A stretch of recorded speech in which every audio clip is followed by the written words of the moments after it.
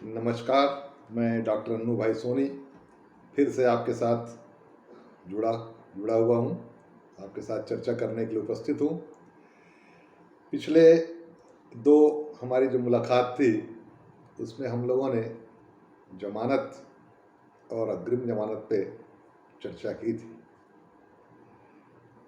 आज जमानत का जो विषय है उसकी अंतिम कड़ी पर चर्चा करने के लिए मैं आपके साथ उपस्थित हूँ।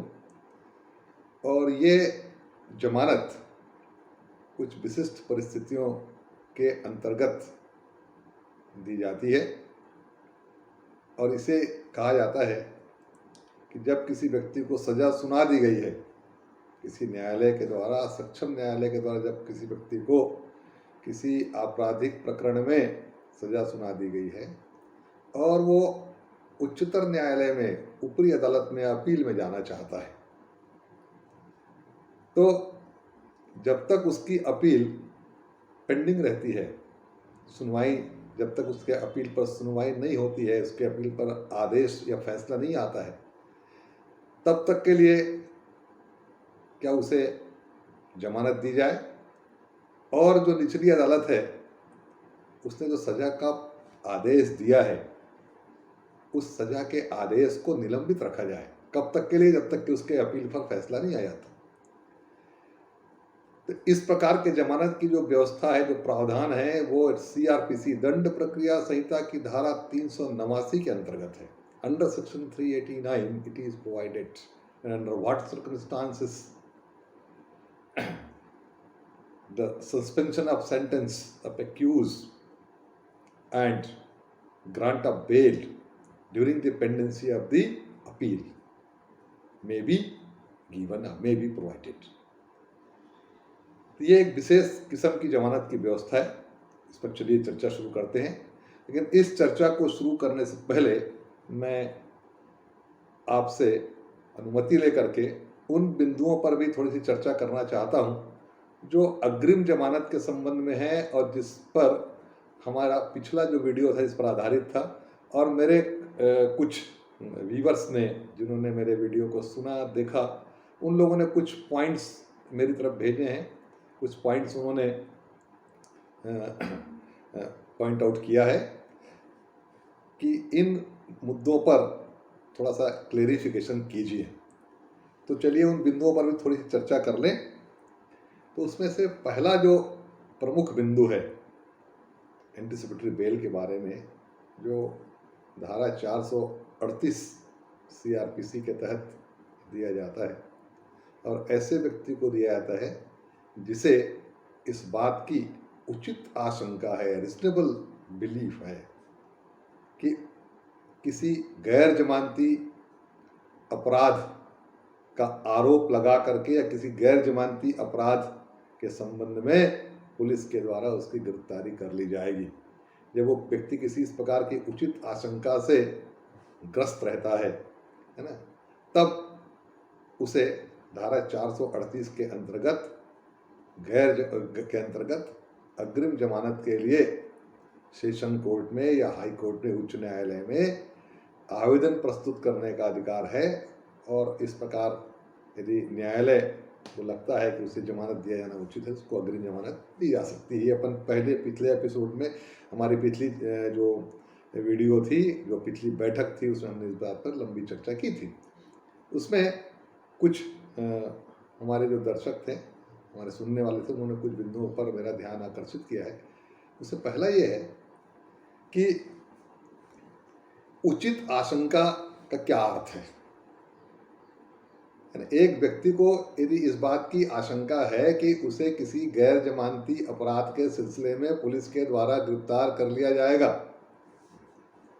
तो ये आशंका का पैरामीटर क्या है कि उचित है कि नहीं है। कुछ लोगों ने ये पूछा, जानना चाहा कि कैसे तय होगा कि ये आशंका उसकी उचित है कि नहीं है। तो देखिए, उचित आशंका जो है वो हर मामले की परिस्थितियों में उसका पैरामीटर अलग अलग होता है। बस उस ऐसी आशंका को कपोल कल्पित नहीं होना चाहिए, काल्पनिक नहीं होना चाहिए, तथ्यहीन नहीं होना चाहिए, यानी बिल्कुल बेसलेस, ग्राउंडलेस जो है, जो आशंका, अप्रेंशन है, जो डर है, वो ग्राउंडलेस नहीं होना चाहिए। जब आप कोई तथ्य लाएं न्यायालय के सामने, तो कम से कम ये तथ्य स्थापित होना चाहिए कि पुलिस जो है आपके खिलाफ कोई ना कोई अन्वेषण कर रही है, या पुलिस जो है उसने अपने आप उस पुलिस ने आपको अन्वेषण की विषय वस्तु बनाया है, और पुलिस की जांच से ऐसा उचित रूप से प्रतीत हो रहा है कि देर सवेर आपको भी आरोपी बनाया जा सकता है, या आपके खिलाफ एक अभियुक्त के रूप में कार्रवाई की जा सकती है, आपको गिरफ्तार किया जा सकता है। ये रीजनेबल एप्रीहेंशन होता है।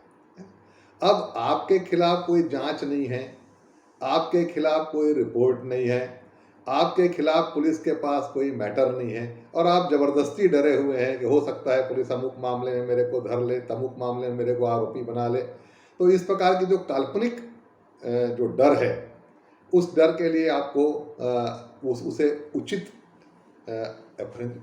उचित आशंका नहीं कही जाएगी। और ऐसे व्यक्ति को काउंसलिंग की ज़रूरत है, उसे अग्रिम जमानत की ज़रूरत नहीं है।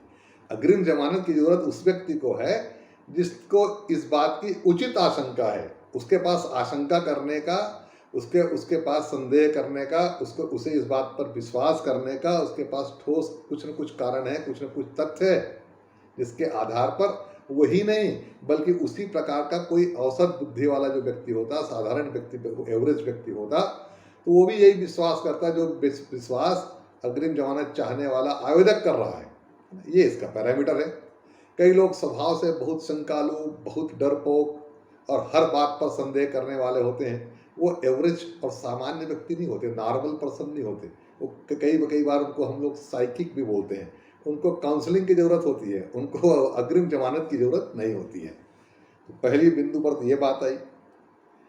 दूसरा ये कहा गया कि दूसरा प्रश्न जो उठाया गया है मेरे सामने, वो ये है कि क्या धारा 438 सीआरपीसी के तहत जो अग्रिम जमानत की व्यवस्था की गई है, क्या ये अभियुक्त का या आवेदक का जो अग्रिम जमानत के लिए आवेदन प्रस्तुत कर रहा है, क्या उसका ये संवैधानिक अधिकार है?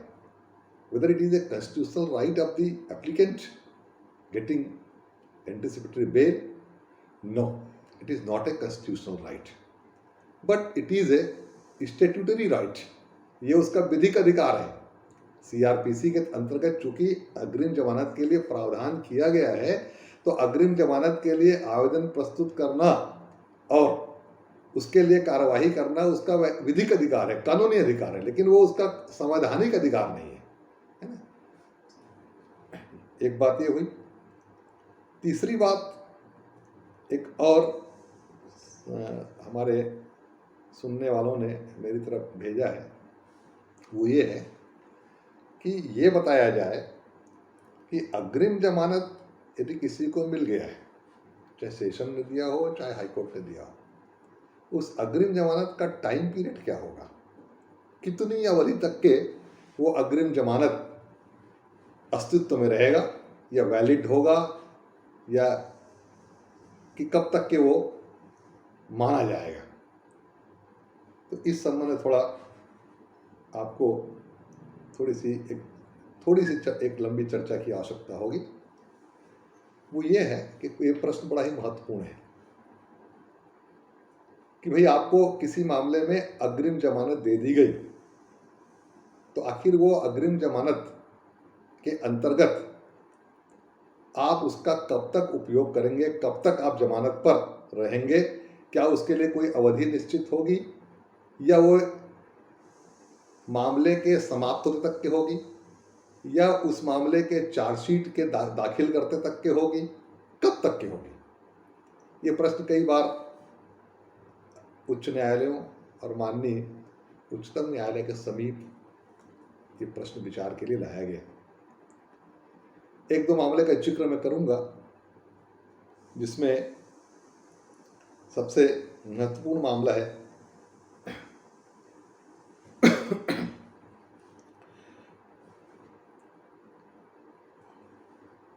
Gurbaksh Singh Sibia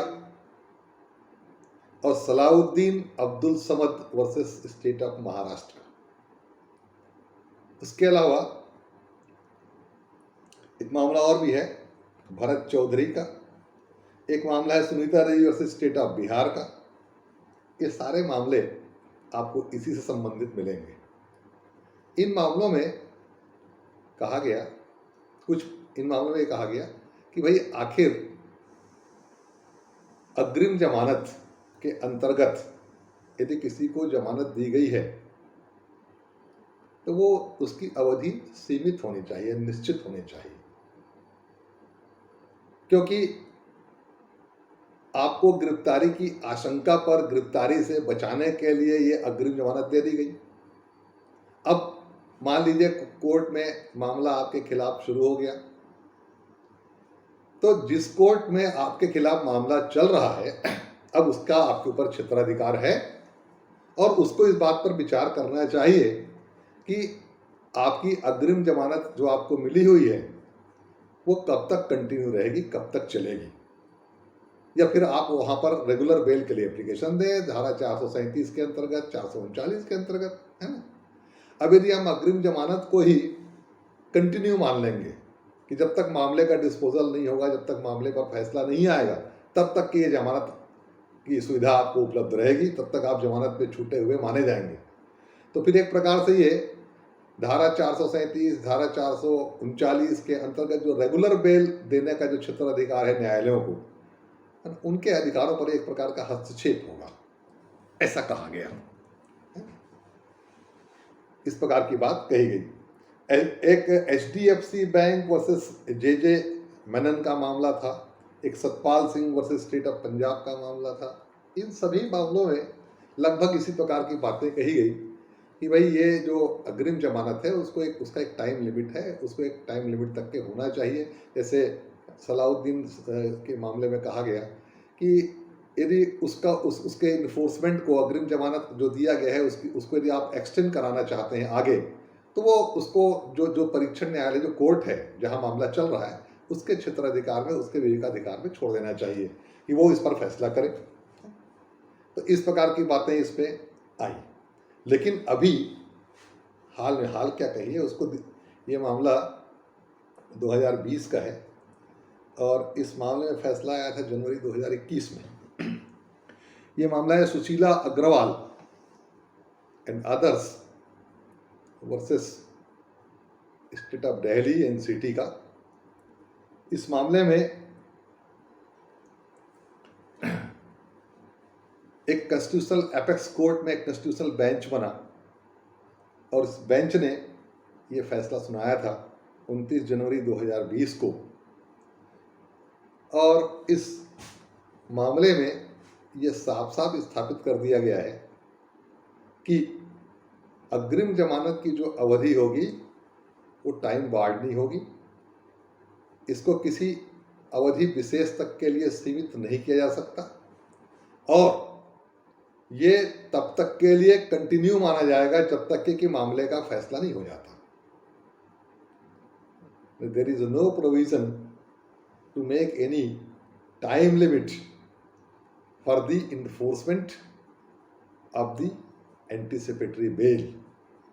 It may be continued till the conclusion, till the end of the case.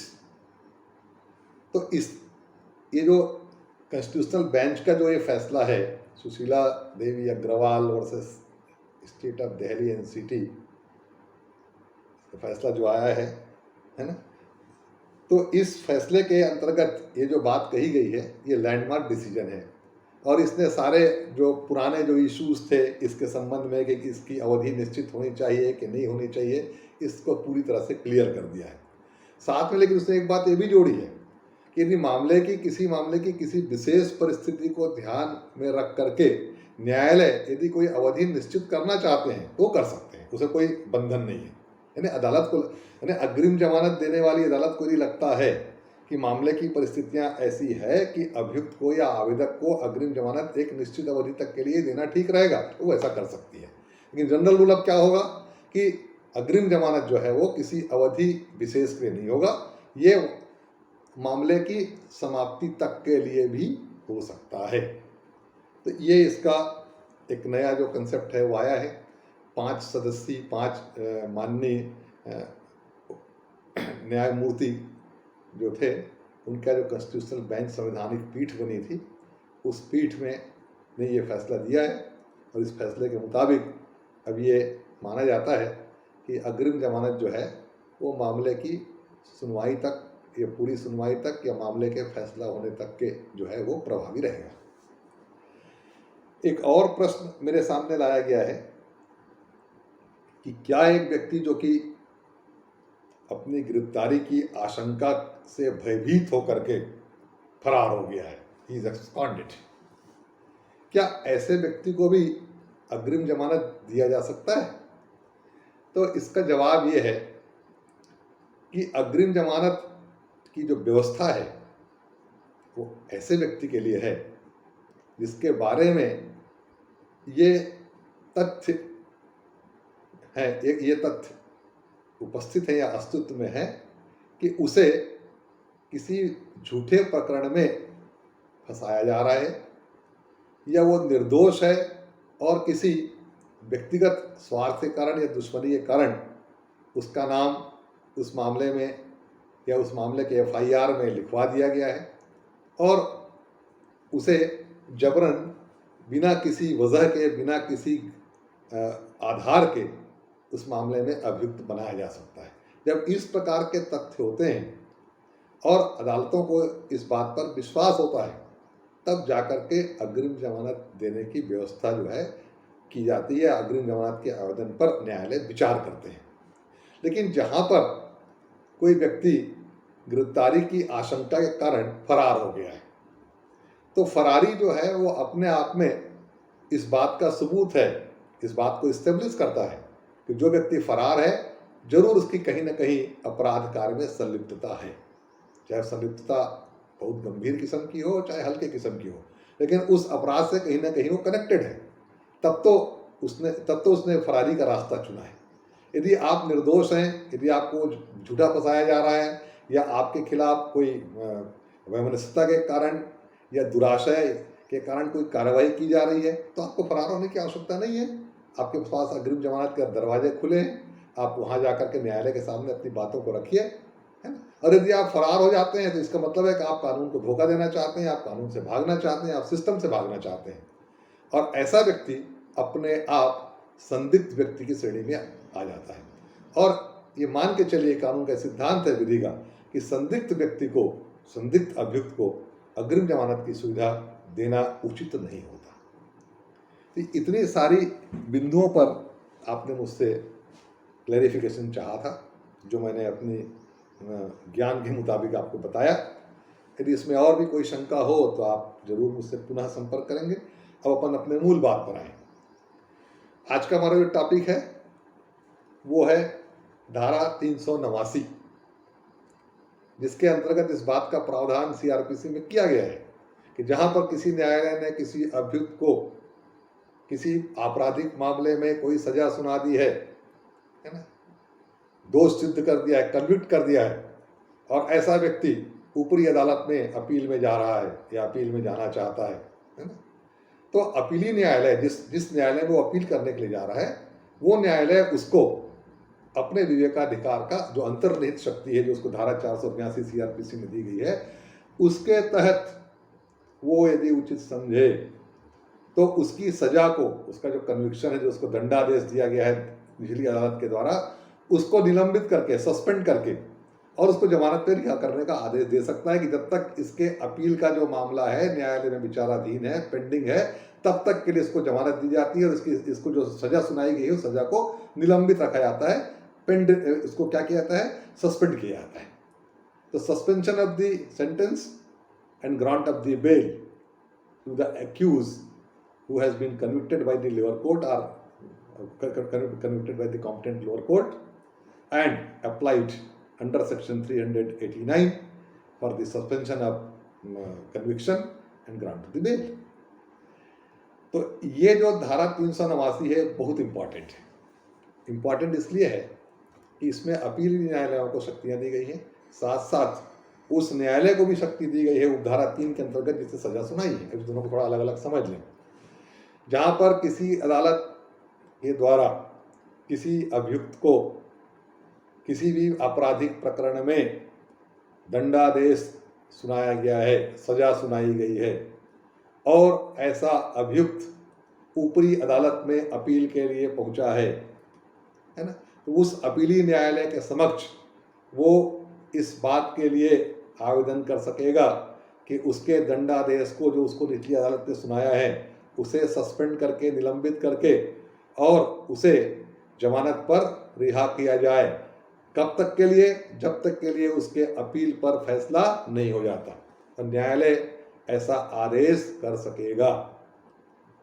इसमें एक महत्वपूर्ण बात यह है कि जहां पर किसी अभियुक्त को ऐसे अपराध के लिए सजा सुनाई गई है किसी कोर्ट के द्वारा, जो अपराध या तो मृत्युदंड से या आजीवन कारावास से या 10 साल से 10 वर्ष से या 10 वर्ष से ज़्यादा के कारावास से, 10 वर्ष से कम नहीं, 10 वर्ष या 10 वर्ष से ज़्यादा के कारावास से, है ना, या तो मृत्युदंड से या आजीवन कारावास से या 10 वर्ष या 10 वर्ष से अधिक के कारावास से दंडित होता है, कोई ऐसा अपराध है किया है उसने या ऐसे अपराध के लिए सजा सुनाई गई है जिस अपराध के लिए मृत्युदंड, आजीवन कारावास या 10 वर्ष से अनाधिक के अवधि के लिए उसमें दंड का प्रावधान है। वहां पर ऐसे अभियुक्त के आवेदन पर न्यायालय जब विचार करेगा कि उसको अपील के दौरान उसकी सजा को सस्पेंड कर दिया जाए और उसे जमानत पर रिहा कर दिया जाए, तो ऐसे आवेदन पर विचार करते समय जो न्यायालय है वो गवर्नमेंट प्लीडर को या पब्लिक प्रोसिक्यूटर को सुनेगा। पब्लिक प्रोसिक्यूटर को लिखित में ऐसे आवेदन के विरुद्ध में कारण प्रस्तुत करने के लिए अवसर देगा। मतलब सरकारी वकील को पूरा मौका देगा कि भाई देखो, अभियुक्त ने ऐसा आवेदन प्रस्तुत किया है और वो चाहता है कि उसकी अपील के दौरान उसकी जो सज़ा है वो सस्पेंड रहे, निलंबित रहे और उसे जमानत पर तब तक के लिए रिहा कर दिया जाए जब तक कि उसकी अपील पर फैसला नहीं आ जाता। और ऐसा अभियुक्त जो है मृत्युदंड से या आजीवन कारावास से या 10 वर्ष से अधिक या 10 वर्ष की सजा वाले अपराध से संबंधित है, तो हर हाल में जो कोर्ट है ऐसे आवेदन पर, ऐसे जमानत आवेदन पर विचार करते समय लोक अभियोजक को, पब्लिक प्रोसिक्यूटर को, सरकारी वकील को लिखित में इसके विरुद्ध में कारण को प्रस्तुत करने का पूरा अवसर देगा कि बताइए आप इसके विरुद्ध में क्या कहना चाहते हैं, ये इस प्रकार से आवेदन प्रस्तुत किया है, क्या इसको जमानत दिया जाए या ना दिया जाए, आपका क्या कहना है। तो सरकारी वकील को, मतलब कुल मिलाकर के सरकारी वकील को, पब्लिक प्रोसिक्यूटर को, लोक अभियोजक को सुने बिना इस प्रकार के मामलों पर अदालत फैसला नहीं करेगी। ठीक है। अब उसके अलावा उपधारा 3 को आप पढ़ेंगे इसी की, तो उसमें लिखा है कि जिस कोर्ट ने सजा सुनाई है ना, और उसी कोर्ट में अभियुक्त कहता है कि वो अपील में आगे जाना चाहता है ना, तो वो कोर्ट भी उसको जमानत पर रिहा कर सकेगी और उसके सजा को सस्पेंड कर सकेगी, बशर्ते कि अपराध ऐसा है जिसमें 3 साल या 3 साल से कम की सजा हुई है या होती है और अभियुक्त पहले से जमानत पर छूटा हुआ है, या जो अपराध, जिस अपराध का आरोप अभियुक्त पर लगा था, जिस पर उसको सजा सुनाई गई है, वो अपराध जमानती है। जब 2 स्थितियां हैं कि जहां पर अभियुक्त को ऐसे अपराध के लिए न्यायालय ने दंडित किया जो जमानती है, या जो 3 वर्ष से या 3 वर्ष या 3 वर्ष से कम सजा का प्रावधान उस अपराध के लिए है और अभियुक्त पहले से ही जमानत पर छूटा हुआ है, वहां पर वो कोर्ट जिसने उसको सजा सुनाई है वो भी अभियुक्त को के जमानत आवेदन पर विचार कर सकेगा और जमानत पर विचार करके उसे जमानत दे सकेगा और उसकी सजा जो है उसको निलंबित कर सकेगा, है ना। ये प्रावधान किसमें है? धारा 389 में। इसके संबंध में आपको 1-2 मामले अध्ययन करने चाहिए। उसमें एक है Punjab, state of Punjab versus Mattu, और दूसरा Navjot Singh Sidhu versus state of Punjab, Kashmira Singh versus state of Punjab. एक मामले बड़े इसके संबंध में बड़े महत्वपूर्ण है। इस संबंध में साफ साफ एक पंजाब वर्सेस मट्टू के मामले में साफ साफ कहा गया है कि अक्सर अभियुक्त जो है वो ये दलील देता है कि साहब मैं अपील कर रहा हूँ और अपील में बहुत समय लगेगा, अपील की सुनवाई में एक लंबा समय लगेगा, तो क्या तब तक मैं जेल में रहूँ, है ना।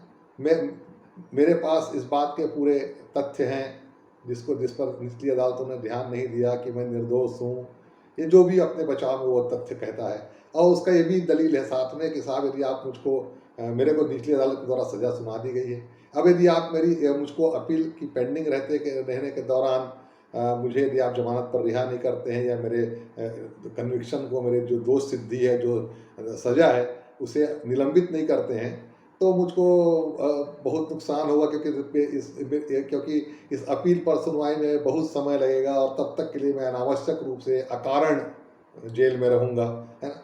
ये उसकी दलील होती है ना।